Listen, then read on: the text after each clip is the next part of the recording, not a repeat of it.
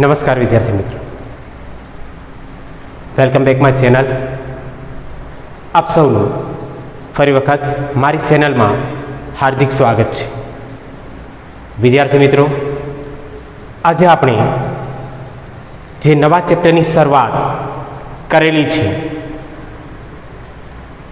આનુવંશિકતા અને ભિન્નતાના સિદ્ધાંતો, principal of inheritance and variation,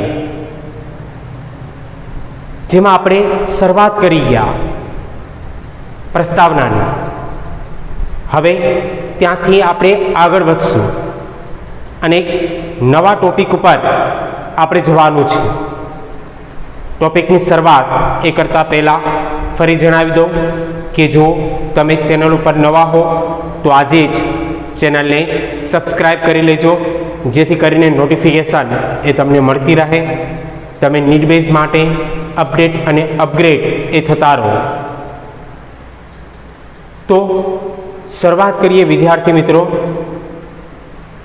આજનો આપણો મુખ્ય ટોપિક, મુખ્ય પોઈન્ટ એ છે મેન્ડલના આનુવંશિકતાના નિયમો.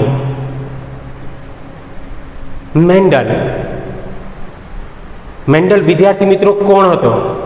તો કે મેન્ડલ એ એક વૈજ્ઞાનિક હતો. ગ્રેગર જ્હોન મેન્ડલ, એવું કહી શકીએ આપણે કે ફાધર ઓફ જેનેટિક્સ, એટલે કે જનીન વિદ્યાના પિતા તરીકેનું નામ એ કોઈનું લેવું હોય,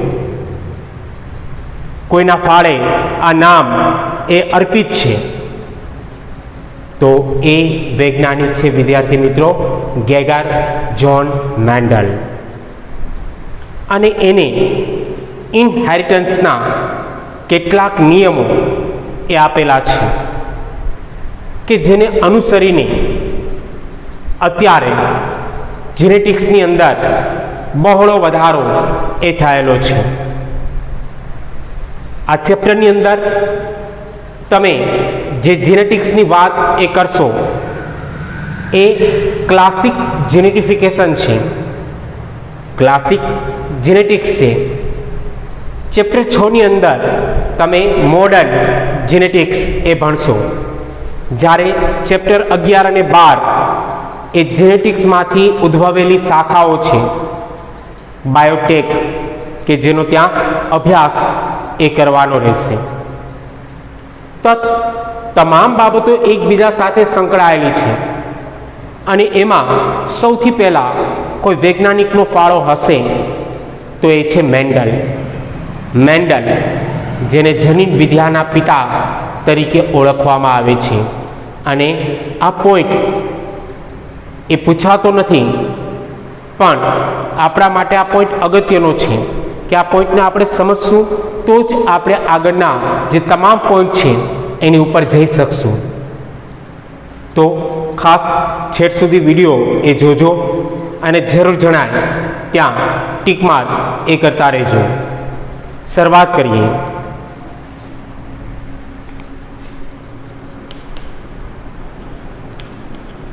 મેન્ડલના આનુવંશિકતાના નિયમો. મેન્ડલના આનુવંશિકતાના નિયમો.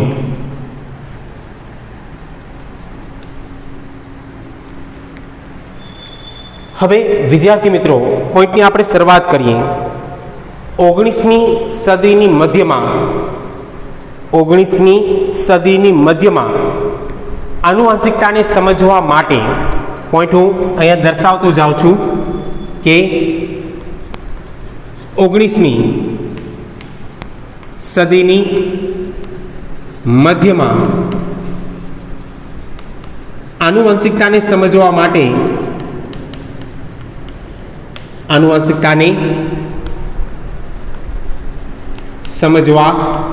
માટે ગ્રેગર જ્હોન મેન્ડલે આનુવંશિકતાને સમજવા માટે ગ્રેગર જ્હોન મેન્ડલે ખાસ કરીને પ્રયોગો એ દર્શાવ્યા અને તમામ પ્રયોગ એ વટાણાના છોડ ઉપર કરેલા હતા, જેને આપણે ગાર્ડન પી તરીકે ઓળખી શકીએ. એટલે સમજવા માટે ગ્રેગર જોન મેન્ડલે વટાણાના છોડ પર 7 વર્ષ એટલે કે 1856 થી લઈ અને 1863 સુધી 7 વર્ષ સુધી સંકરણના પ્રયોગો એ કર્યા. સૌથી પહેલો પોઈન્ટ આપણા માટે એ છે કે એક એવો વૈજ્ઞાનિક એ જન્મ્યો કે જેને આનુવંશિકતાને સમજવા માટે પસંદગી કરી વટાણાની અને એની ઉપર સતત 7 વર્ષ સુધી એને સંકરણના પ્રયોગો એ યોજ્યા. આ જે યોજવામાં આવેલા પ્રયોગો હતા વિદ્યાર્થી મિત્રો, એના ઉપરથી એના આધારે એને સજીવોના આનુવંશિકતાના નિયમો એ રજૂ કર્યા. એટલે અહીંયા આપણે બીજો પોઈન્ટ એ આપણે દર્શાવશું કે આ 7 વર્ષની જે એની મહેનત હતી એના આધારે સજીવોના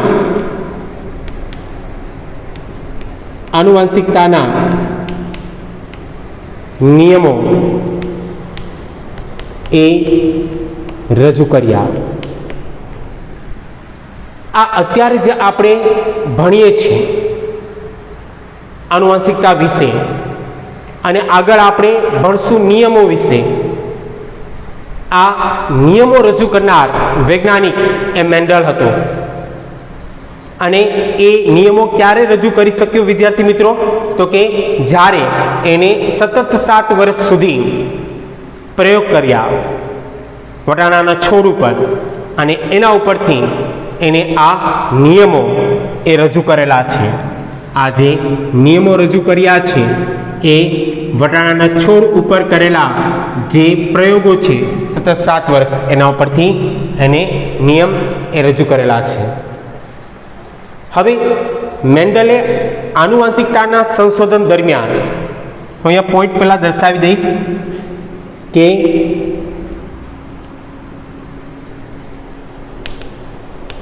મેન્ડલે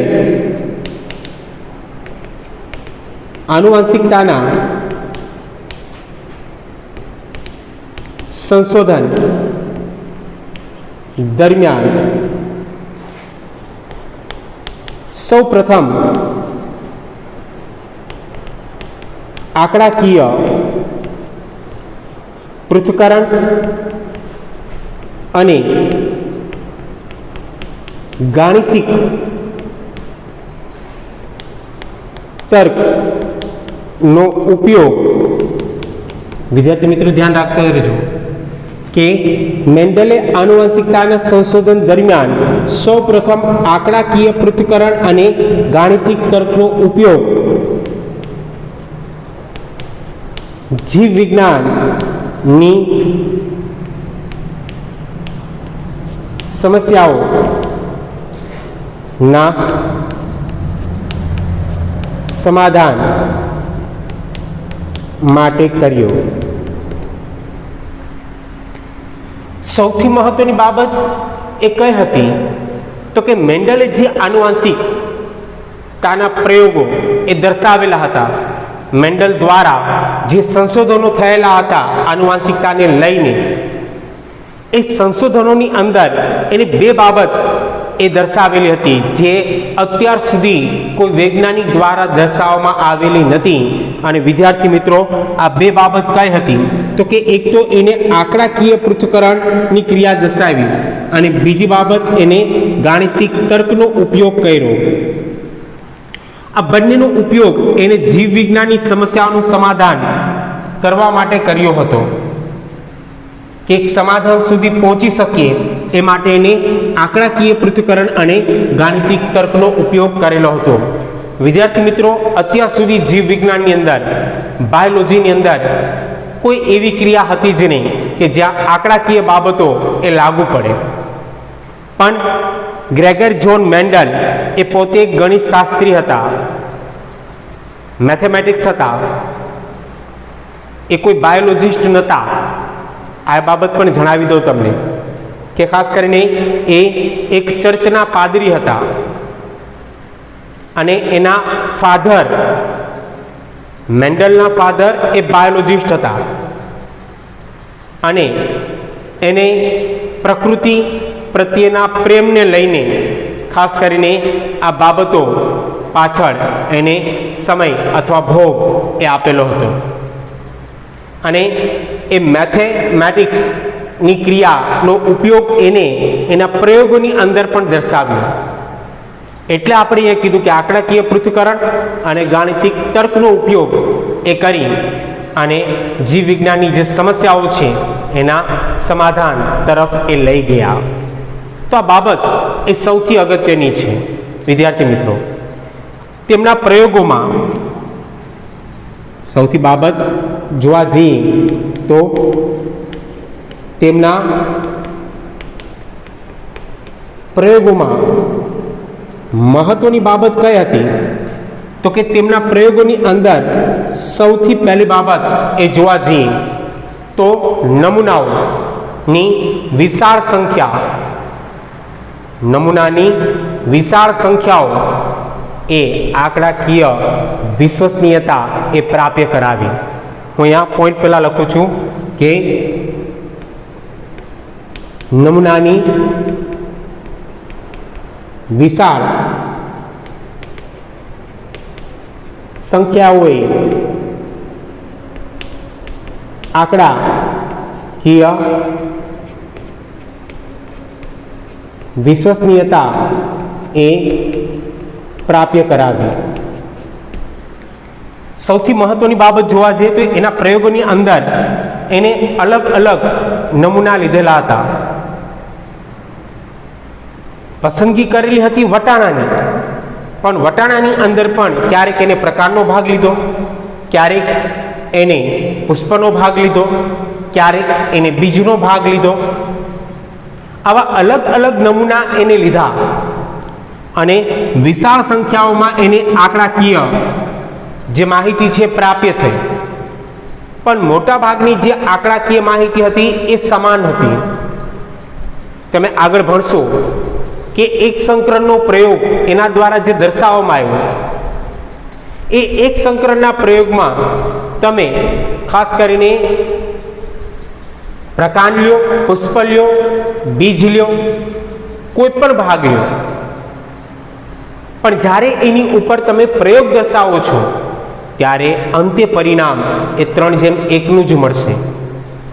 જ્યારે દ્વિસંકરણનો પ્રયોગ એના દ્વારા યોજવામાં આવ્યો ત્યારે પણ વિદ્યાર્થી મિત્રો એને જે પ્રાપ્ય થતું પરિણામ હતું એ 9:3:3:1 જ પ્રાપ્ય થતું હતું.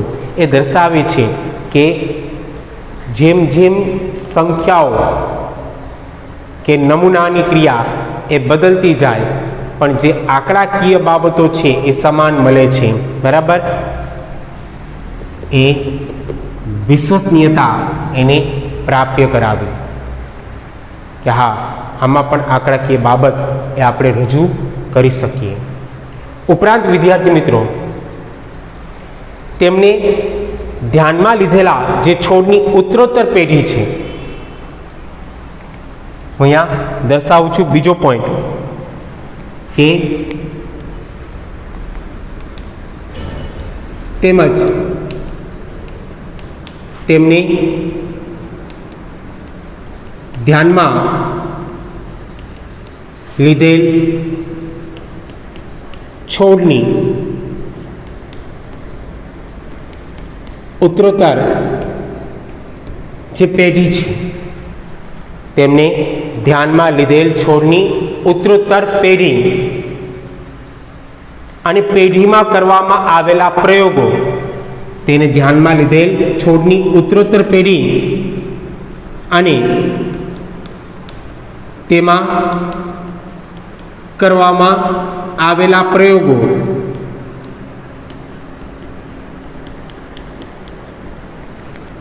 વિદ્યાર્થી મિત્રો, આ પોઈન્ટ અહીંયા સમજીએ આપણે કે એને છોડની પસંદગી કરી અને એ જે છોડની પસંદગી કરવામાં આવેલી હતી એમની વચ્ચે એને સંકરણ યોજ્યું, જેના કારણે એને પહેલી પેઢી, બીજી પેઢી, ત્રીજી પેઢી એ પ્રાપ્ત થતી ગઈ અને જે પ્રથમ પેઢી મળેલી છે એમની વચ્ચે પણ પાછું સંકરણ યોજ્યું, જે દ્વિતીય પેઢી મળેલી છે એમની વચ્ચે પણ સંકરણ એ યોજવામાં આવ્યું અને આવી રીતના સતત એ પ્રયોગો કરતા ગયા અને એક સફળ ધારણા એને પ્રાપ્ય થયેલી જોવા મળી.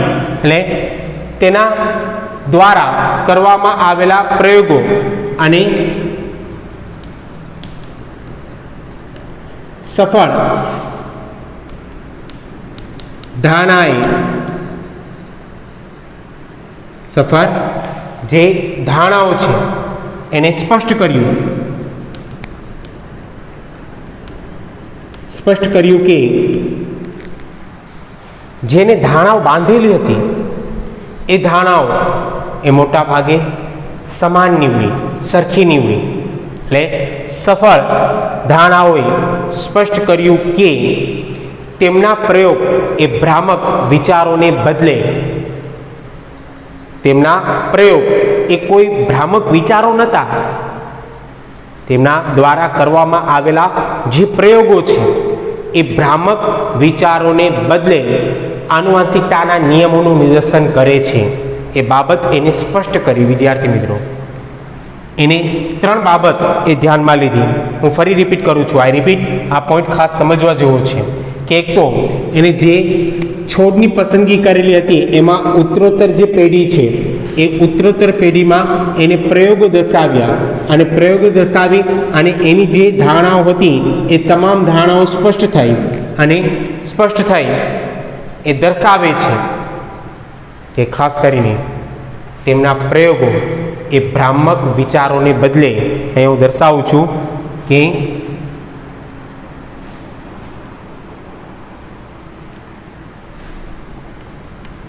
તેમના પ્રયોગો ભ્રામક વિચારોને બદલે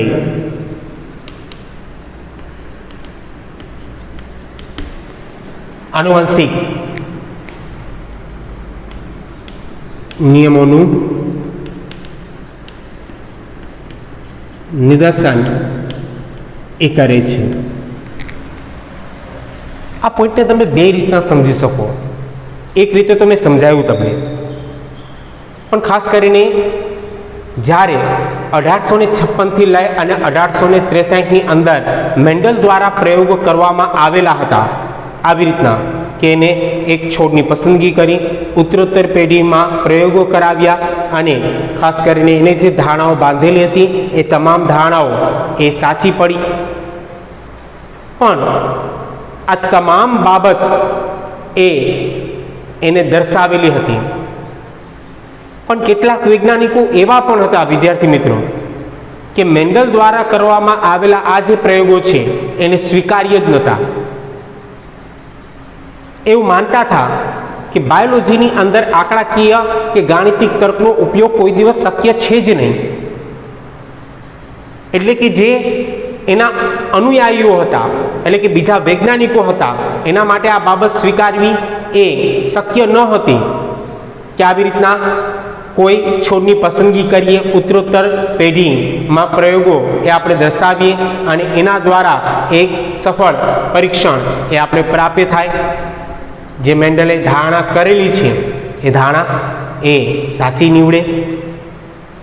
પણ વિદ્યાર્થી મિત્રો, ખાસ કરીને આપણે કહી શકીએ કે 1900ની સાલમાં 3 વૈજ્ઞાનિકો આવેલા હતા જેમને ખાસ કરીને મેન્ડલના જે કંઈ પણ પ્રકાશનો છે એ ફરી વખત તપાસ્યા અને એને સાબિત કરી આપ્યું કે હા મેન્ડલ સાચા હતા, એટલે આ પોઈન્ટ એને દર્શાવેલો હતો કે તેમના પ્રયોગો એટલે કે મેન્ડલના પ્રયોગો એ કોઈ ભ્રામક વિચારો નહોતા. ભ્રામક વિચારોને બદલે એ આનુવંશિકતાના નિયમોનું નિદર્શન કરે છે. આ ત્રણ વૈજ્ઞાનિકો જે 19મી સદીની અંદર, ખાસ કરીને 1900ની સાલની અંદર, સદી તો આપણે ન કહી શકીએ પણ 1900ની સાલની અંદર જ્યારે ત્રણ વૈજ્ઞાનિકો કોરેન્સ, દવેઇસ અને શેરમાર્ક કે જેમને એ બાબતની સાબિતી આપી કે મેન્ડલ દ્વારા દર્શાવવામાં આવેલી જે ક્રિયા છે એ સાચી છે. તો પોઈન્ટ એ સૌથી અગત્યનો હતો કે એના પ્રયોગોને લઈને ખાસ કરીને આ બાબત એ આપણે દર્શાવી શકીએ. હવે મેન્ડલે વટાણાના છોડના એ લક્ષણો પર સંશોધન કર્યા. અહીંયા હું દર્શાવું છું કે મેન્ડલે વટાણાના એ છોડ પર સંશોધન કર્યા જે હંમેશા વિરોધાભાસી હતા. આ પણ પોઈન્ટ એ અગત્યનો છે વિદ્યાર્થી મિત્રો કે મેન્ડલે તમામ પ્રયોગ એ વટાણા ઉપર કરેલા હતા, પણ મેન્ડલ દ્વારા જે વટાણા ઉપર કરવામાં આવેલા પ્રયોગો હતા એમાં મેન્ડલે ખાસ કરીને જે પિતૃ પેઢીની પસંદગી કરેલી હતી એ પિતૃ પેઢીની પસંદગી એક સરખી નથી, એ હંમેશા વિરોધાભાસી હતી. ફોર એક્ઝામ્પલ હું અહીંયા દર્શાવી શકું કે ફોર એક્ઝામ્પલ ખાસ કરીને ઊંચા અને નીચા છોડ, તો આ જે પિતૃની પસંદગી થઈ એમાંથી એક પિતૃ ઊંચા છોડની ક્રિયા દર્શાવે છે તો બીજા પિતૃ તરીકે એ છોડ નીચો હશે. અહીંયા બીજો પોઈન્ટ હું દર્શાવી શકું કે પીળા અને લીલા બીજ, એને બીજની પસંદગી કરી તો એમાં એને ખાસ કરીને નર તરીકે લો કે માદા તરીકે લો. નર તરીકે જો એને પીળા રંગની ક્રિયા એ લીધી હોય તો માદા તરીકે લીલા રંગની ક્રિયા. એટલે જે પિતૃઓ પસંદ કરેલા હતા એ પિતૃઓ સરખા નહોતા, સમાન નહોતા, એ લક્ષણોની દ્રષ્ટિએ વિરોધાભાસી હતા. એ લક્ષણો એ સમાન હતા નહીં, લક્ષણો એ વિરોધાભાસી ક્રિયા એ દર્શાવતા હતા. પોઈન્ટ ક્લિયર વિદ્યાર્થી મિત્રો? હવે આગળ વધીએ તો આ જ બાબતને લઈને આના કારણે આનુવંશિકતાના નિયમોનું એક આધારભૂત માળખું તૈયાર કરવામાં મેન્ડલને સફળતા મળી. આ જે વિરોધાભાસી લક્ષણો લીધા હતા એના કારણે જ, એટલે કે આના કારણે વિરોધાભાસી લક્ષણોના કારણે આનુવંશિકતાના નિયમોનું એક માળખું તૈયાર કરવામાં સરળતા એ મળી. આનુવંશિકતાના નિયમોનું માળખું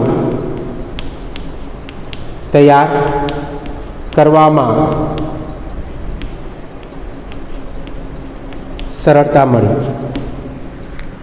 સરળતા એ પ્રાપ્ય થઈ કે જેના કારણે મેન્ડલે આનુવંશિકતાના નિયમો એ દર્શાવ્યા, જેના કારણે મેન્ડલ આનુવંશિકતાના નિયમો એ દર્શાવી શક્યા. ક્યારે દર્શાવી શક્યા વિદ્યાર્થી મિત્રો? તો કે જ્યારે એને જે લક્ષણો લીધા હતા એ લક્ષણો એ વિરોધાભાસી હતા. હવે મેન્ડલ પછી જેટલા પણ વૈજ્ઞાનિકો આવ્યા ત્યારબાદના વૈજ્ઞાનિકોએ કોઈ ખાસ પ્રક્રિયા દર્શાવેલી જ હતી નહીં. ત્યારબાદના વૈજ્ઞાનિકોએ તેને જે પ્રયોગો કરેલા હતા એનો ખાલી વિસ્તાર કર્યો. મેન્ડલ દ્વારા જે પ્રયોગો દર્શાવવામાં આવેલા હતા એનો એને વિસ્તાર કર્યો. એટલે અહીંયા હું પોઈન્ટ દર્શાવીશ કે ત્યારબાદના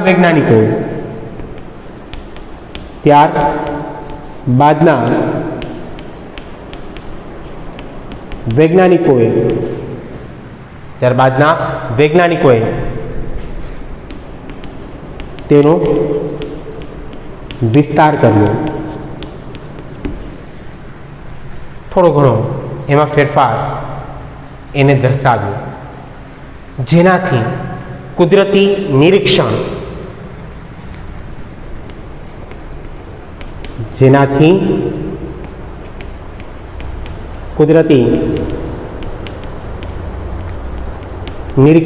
શબ્દ થોડાક ઓકવર્ડ છે એટલે ધ્યાન રાખજો કે જેનાથી કુદરતી નિરીક્ષણ અને નહિવત જટિલતાનું સ્પષ્ટીકરણ એ થઈ શક્યું.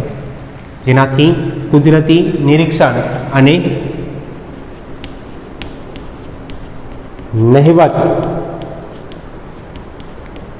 જટિલતાનું સ્પષ્ટીકરણ એ થઈ શક્યું. હવે જે બીજા વૈજ્ઞાનિકો હતા, ત્યારબાદના વૈજ્ઞાનિકો, એને કોઈ ખાસી બાબત દર્શાવેલી હતી જ નહીં. એને ફક્ત એનો વિસ્તાર કર્યો અને ખાસ કરીને જે કુદરતી નિરીક્ષણ અને જે થોડી ઘણી જટિલતાઓ છે એને સ્પષ્ટીકરણ આપ્યું કે આમાં થોડો ઘણો સુધાર કરવાની જરૂર છે. આ પોઈન્ટ તમને અત્યારે કદાચ ન પણ સમજાય કે આ પોઈન્ટ કહેવા શું માગે છે, પણ ચેપ્ટર જેમ જેમ આગળ વધશે એમ આ પોઈન્ટ તમે સરળતાથી સમજી શકશો કે વિસ્તાર કઈ રીતના કર્યો, કુદરતી નિરીક્ષણની ક્રિયા કઈ રીતના થઈ અને જે નહિવત જટિલતાનું સ્પષ્ટીકરણ છે એ કઈ રીતના શક્ય બન્યું હશે. તો આ પોઈન્ટ અત્યારે કદાચ ન પણ સમજાય તો આપણે અત્યારે સમજવું પણ નથી. અત્યારે ફક્ત એટલું કે બીજા વૈજ્ઞાનિકો દ્વારા ફક્ત વિસ્તાર કરવામાં આવ્યો, કુદરતી નિરીક્ષણની ક્રિયા એ દર્શાવવામાં આવી અને અમુક ઓછા પ્રમાણમાં નહિવત જે જટિલતાઓ છે એનું સ્પષ્ટીકરણ કરવામાં આવ્યું. હવે આગળ જોવા જઈએ તો મેન્ડલે આવા અનેક શુદ્ધ સંવર્ધિત વંશક્રમ જાતને લઈને કૃત્રિમ પરાગનયનના પ્રયોગો કર્યા.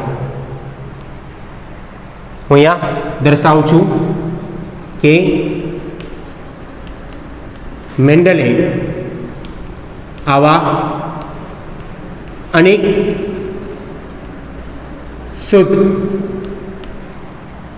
સંવર્ધિત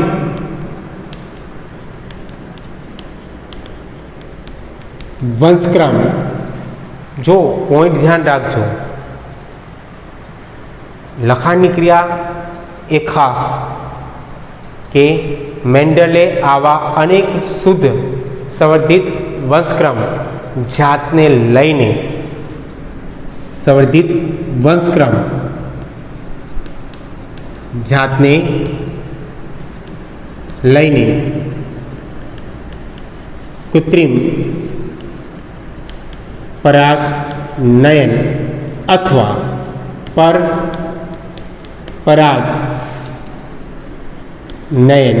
બે રીતના કહી શકો, કૃત્રિમ પરાગનયન અથવા પરપરાગનયન ના પ્રયોગો એ કર્યા.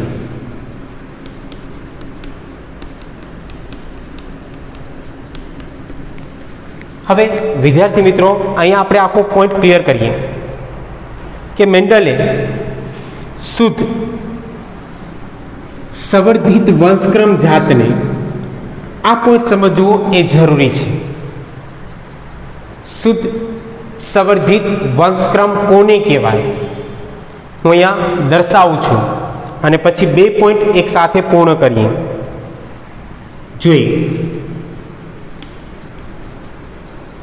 શુદ્ધ સંવર્ધિત વંશક્રમ કોને કહેવાય?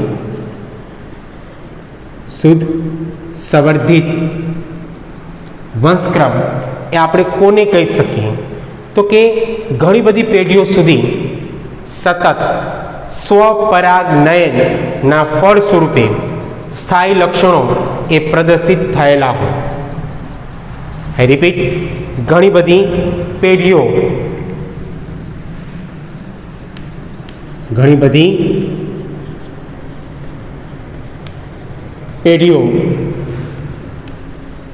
સુધી સતત સ્વપરાગનયન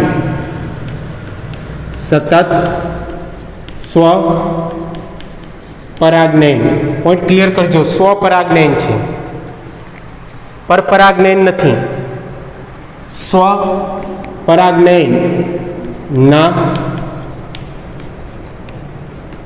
ફળ સ્વરૂપે લક્ષણો એ સ્થાયી થયા હોય.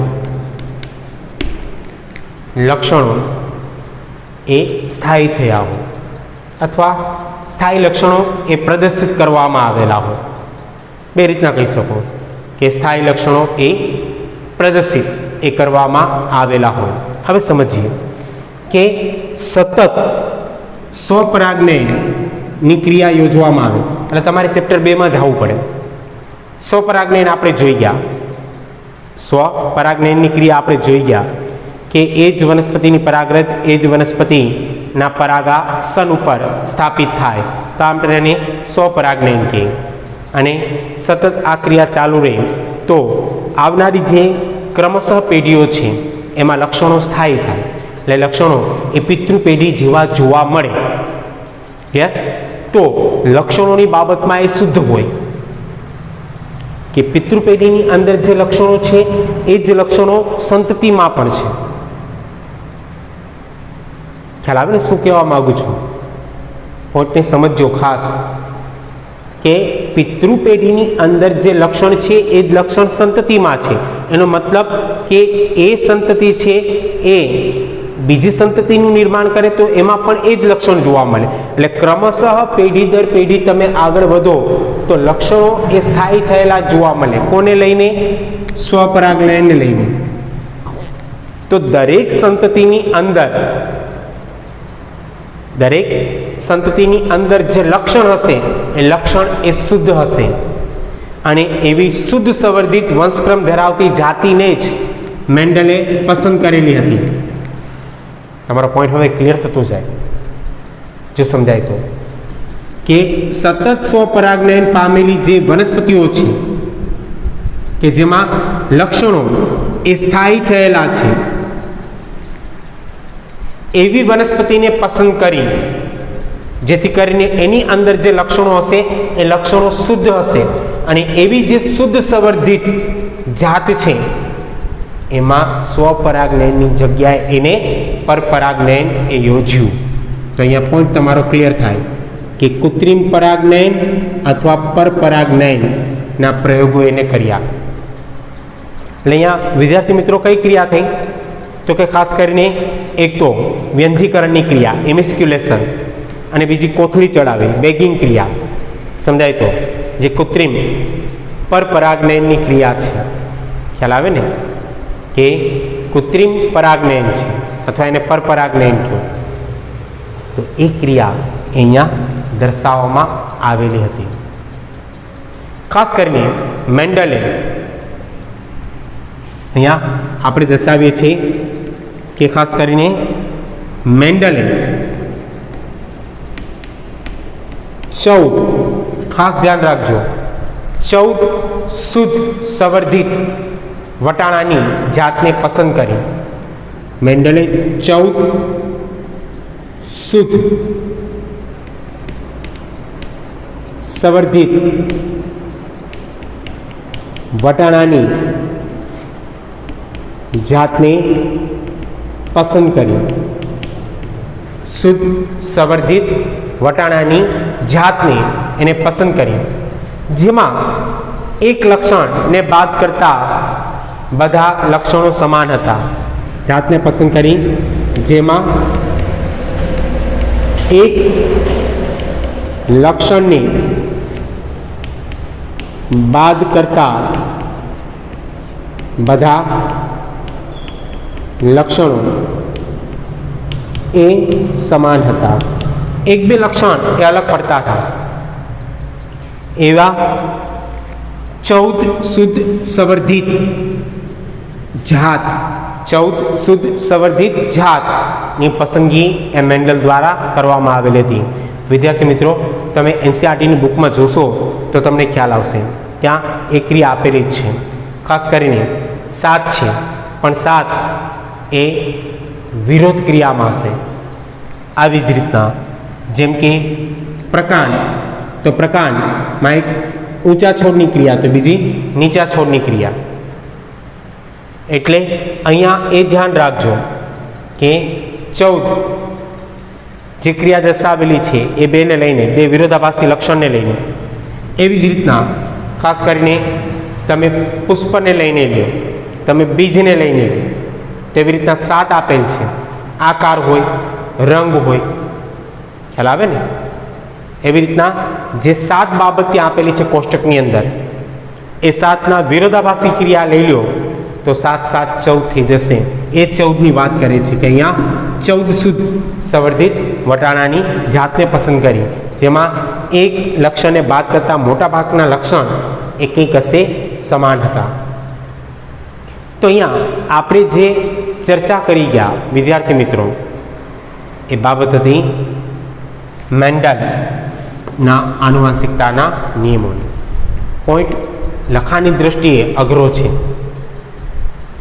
એવા શબ્દ અહીંયા મૂકેલા છે કે કદાચ ન સમજાય, પણ આપણે પોઈન્ટ ક્લિયર કરાવતા જઈએ છીએ. એટલે મોસ્ટ ઓફલી આ પોઈન્ટ એ તમને ક્લિયર થઈ જ જશે. તો આજનો લેક્ચર એ આપણે અહીંયા સુધી રાખશું. આશા રાખું કે પોઈન્ટ તમને ક્લિયર થઈ ગયો હશે, અને ક્લિયર થઈ ગયો હોય તો કોમેન્ટ બોક્સની અંદર યસ એ કરજો. ખાસ કારણ કે આ ચેપ્ટર એ તમારા માટે ખૂબ જ અગત્યનું છે. એક એક પોઈન્ટ એ આપણા માટે અગત્યનો છે. જ્યાં સુધી તમારું બેઝિક ક્લિયર નહીં હોય ત્યાં સુધી આપણે આગળ નહીં વધી શકીએ. એટલે પહેલાં બેઝિક ક્લિયર હોવું એ જરૂરી છે. એટલે ખાસ ન સમજાય તો ફરી વખત રિપીટ કરજો લેક્ચરને, જેથી તમે સરળતાથી સમજી શકો. તો આજનો પોઈન્ટ અહીં સુધી રાખશું. ફરી મળશું. Thank you. ધન્યવાદ.